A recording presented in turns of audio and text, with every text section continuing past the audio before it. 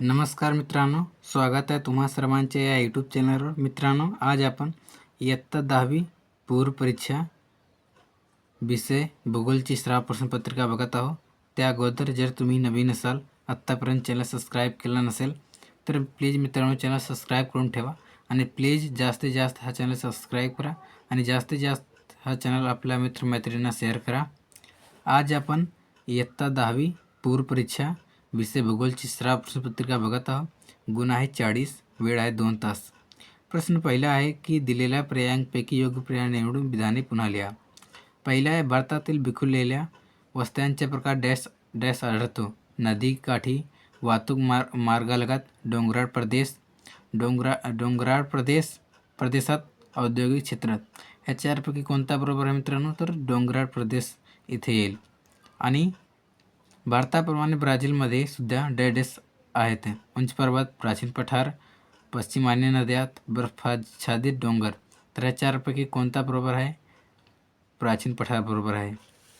आणि भारतात डॅश राज्यात मोठ्या प्रमाणावर मिठाचे उत्पादन होते. गुजरात, गोवा, पंजाब, पश्चिम बंगाल. तर बरोबर आहे उत्तर गुजरात.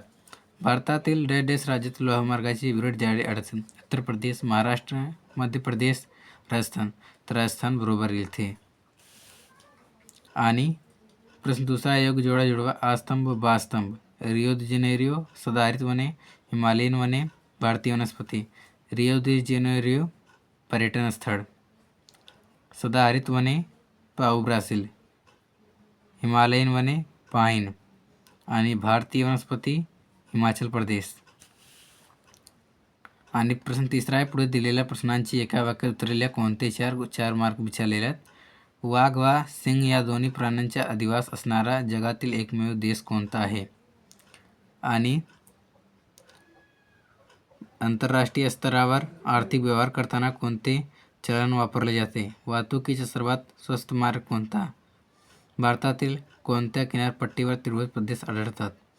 ब्राझीलचे स्थान कोणत्या गोलार्धात आहे? अशा प्रकारे तुम्हाला 5 प्रश्न दिलेले आहेत. तुम्हाला त्यापैकी 4 विचारलेले आहेत. जे तुम्हाला जमत असेल ते तुम्ही लिहून घ्यायचे. आणि मी तर तुम्हाला बहुपर्यायी प्रश्न आणि योग्य जोडाचे उत्तर सांगितलेले आहेत आणि ते तुम्ही लिहून घ्यायचे. आणि प्रश्न चौथा आहे की तुम्हास पुरवलेल्या ब्राझीलच्या नकाशा आरेखनात पुढील घटक दाखवा. तसेच त्यांची नावे द्या व चिन्हांची सूची द्या. कोणते चार मार्क विचार. पेंटानॉल, आवर्तन चतुष्कोन, पॅराना नदी, पिको दी नेब्लिना, महाराजा बेट, गियाना उच्चभूमी. तुम्हाला ब्राझीलच्या नकाशात हे 6 दिले आहेत. त्यापैकी तुम्हाला कमीत कमी 4 घटक तुम्हाला दाखवायचे आहेत.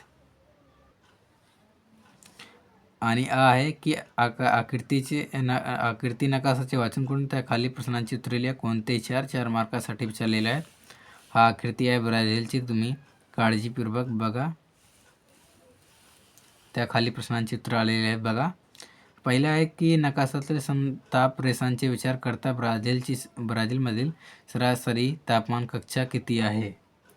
आणि ब्राझीलमधील कोणत्या भागात जास्त पाऊस पडतो? ब्राझीलकडे कोणकोणत्या दिशेने वारे येतात? त्यामागचे कारण काय असावे? ब्राझीलमधील कोणत्या भागात सरासरी तापमान कमी आहेत? अशा प्रकारे तुम्हाला नकाशे वाचन करून त्या खाली प्रश्नांची उत्तरे तुम्हाला द्यायची आहेत. 5 दिलेल्या त्यापैकी तुम्हाला 4 लिहायचे आहेत. आणि ते भौगोलिक कारण आलेले आहेत. भौगोलिक कारण लिहा. कोणते 2? गुण आहे 6. प्रश्न पहिला आहे की ॲमेझॉन नदीच्या तुलनेत गंगा नदीच्या जलप्रदूषणाचा परिणाम लोकजीवनावर जास्त होतो. आणि भारताच्या अर्थव्यवस्थेत मत्स्य व्यवसायाची भूमिका महत्त्वाची आहे. ब्राझीलच्या उत्तर भागात घनदाट अरण्यांनी व्यापला आहे आणि जगाच्या आर्थिक विकासाला हातभार लावणारा देश म्हणून ब्राझीलकडे पाहिले जाते. असे तुम्हाला 4 भौगोलिक कारणे दिलेले आहेत. त्यापैकी तुम्हाला 2 लिहायचे आहेत, जे तुम्हाला जमत असेल. आणि मित्रांनो, प्लीज चॅनलला सबस्क्राईब करा. जास्तीत जास्त हा चॅनल सबस्क्राईब करा आणि जास्तीत जास्त आपल्या मित्रमैत्रिणींना शेअर करा. प्रश्न 6वा आहे, दिलेल्या सांख्यिकी माहितीच्या आधारे स्तंभालेख काढावा. खालील प्रश्नांची उत्तरे लिहा. भारतीय नागरी लोकसंख्येची टक्केवारी 1960 ते 2010 असे तुम्हाला दिलेले आहेत. आणि वर्ष नागरी लोकसंख्येची टक्केवारी दिली आहे ते तुम्हाला लिहायचे. आणि वरील आलेख काय दर्शवतो? वरील आलेख भारतीय नागरी लोकसंख्येची टक्केवारी दर्शवतो. कोणत्या दशकात नागरीकरणाचा वेग कमी झालेला दिसतो?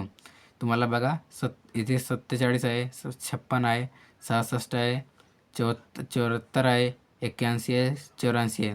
तर सर्वात कमी झालेला आहे इथे आहे. आणि 1990 ते 1980 या दशकात नागरिक लोकसंख्येत कितीने वाढ झाली किंवा हे तुम्ही लिहून घ्यायचे.